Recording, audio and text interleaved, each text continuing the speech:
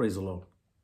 എഫേസ്യ ലേഖനം 1-ാം അധ്യായം 15 വാക്യങ്ങൾ നാം നോക്കുമ്പോൾ അപ്പോസ്തലനായ പൗലോസ് ദൈവമക്കൾക്ക് വേണ്ടി പ്രാർത്ഥിക്കുകയാണ്. അവിടെ താൻ പറയുന്നു, അത് നിമിത്തം പരിശുദ്ധാത്മാവ് എന്ന വാഗ്ദത്തത്തിൻ്റെ അച്ചാരമായ ദൈവാത്മാവിനാൽ മുദ്രയിട്ടപ്പെട്ടിരിക്കുന്ന ദൈവജനം അവർക്ക് വേണ്ടി പ്രാർത്ഥിപ്പാൻ തക്കവണ്ണം അപ്പോസ്തലൻ ഒരു നിയോഗം കൊടുക്കുകയാണ്.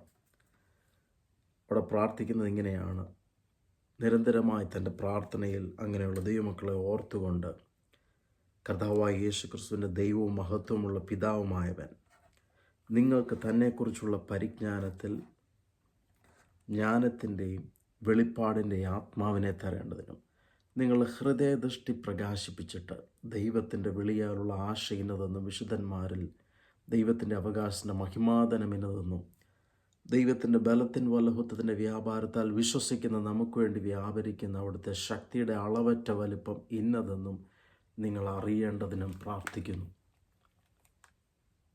ദൈവിക മർമ്മങ്ങൾക്ക് വേണ്ടി അപ്പോസ്തലൻ പ്രാർത്ഥിക്കുകയാണ്. ദൈവജനത്തിൻ്റെ കാഴ്ചപ്പാടിലേക്ക്, അവരുടെ പരിജ്ഞാനത്തിലേക്ക് ദൈവത്തെക്കുറിച്ചുള്ള തിരിച്ചറിവ് വരേണ്ടതിന് വേണ്ടി പ്രാർത്ഥിക്കുകയാണ്.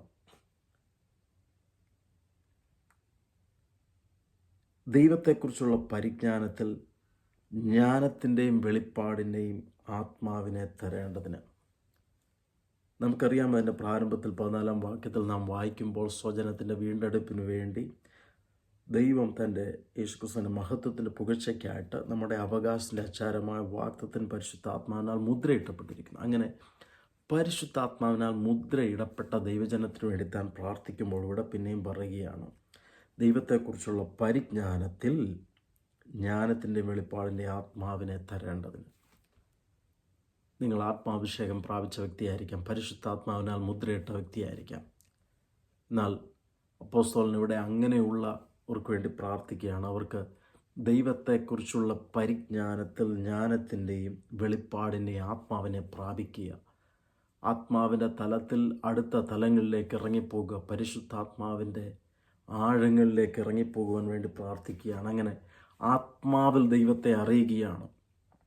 ഒരു വീണ്ടെടുപ്പിന് വേണ്ടി മാത്രം വാഗ്ദത്തത്തിന് അവകാശത്തിന് വേണ്ടി മുദ്രയിട്ടിരിക്കുന്ന ഒരു അനുഭവമല്ല. ഈ ലോകത്തിൽ ക്രിസ്തുവിൻ്റെ അംബാസഡർമാരായിട്ട് നിൽക്കുമ്പോൾ ദൈവത്തെക്കുറിച്ചുള്ള പരിജ്ഞാനത്തിൽ ജ്ഞാനത്തിൻ്റെയും വെളിപ്പാടിൻ്റെയും ആത്മാവിനെ പ്രാപിക്കുക, അതിനുവേണ്ടി അദ്ദേഹം പ്രാർത്ഥിക്കുകയാണ്.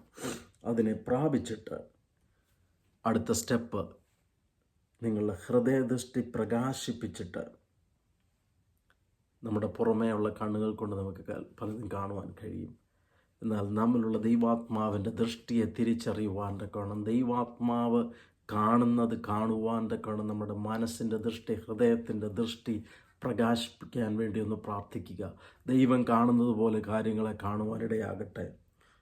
അങ്ങനെ പ്രകാശിപ്പിച്ച് കഴിയുമ്പോൾ നമുക്ക് മനസ്സിലാക്കുവാൻ കഴിയുന്നൊരു കാര്യമുണ്ട്. എന്നെക്കുറിച്ച്, നിങ്ങളെക്കുറിച്ച്, ഓരോരുത്തരെക്കുറിച്ചുള്ള ദൈവത്തിൻ്റെ വിളിക്ക് പിന്നിൽ ദൈവത്തിനൊരാശയുണ്ട്.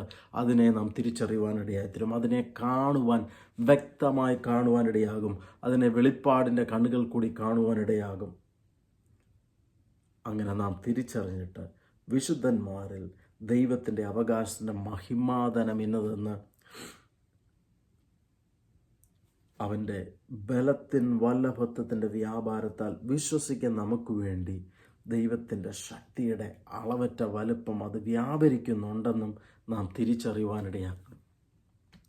ദൈവത്തിനൊരു മഹിമാധനം നമ്മിലുണ്ടെന്നും ദൈവത്തിൻ്റെ ബലത്തിൻ വല്ലഭത്തിൻ്റെ വ്യാപാരത്താൽ അതിൽ വിശ്വസിക്കുന്ന നമുക്ക് വേണ്ടി വ്യാപരിക്കുന്ന അവൻ്റെ ശക്തിയുടെ അളവറ്റ വലുപ്പമുണ്ടെന്നും ഒന്ന് തിരിച്ചറിയുവാൻ വേണ്ടി അപ്പോസ്തലൻ പ്രാർത്ഥിക്കുകയാണ്.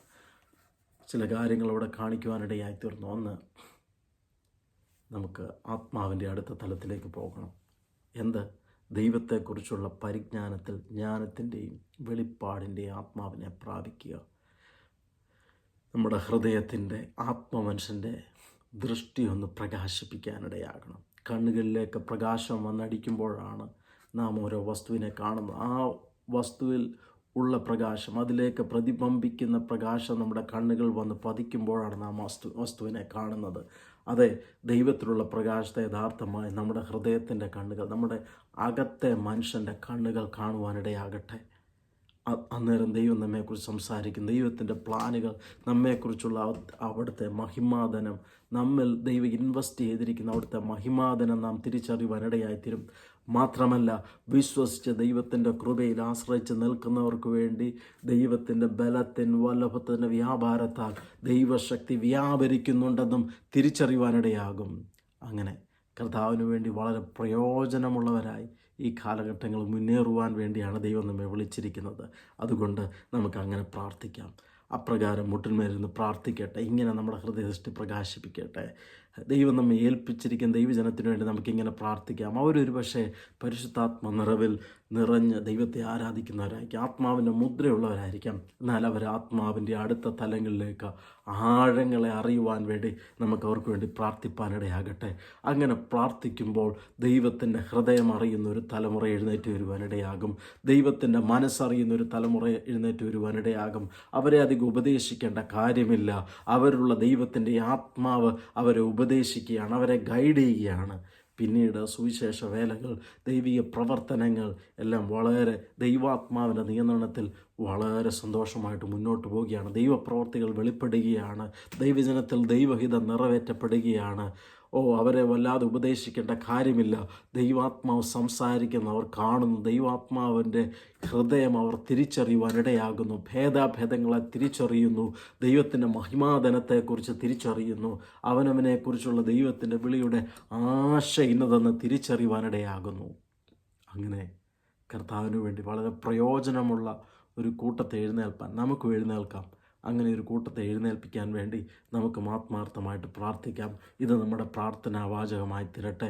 ദിനംതോറുമുള്ള പ്രാർത്ഥനയിൽ അങ്ങനെ പ്രാർത്ഥിപ്പാനിടയാകട്ടെ.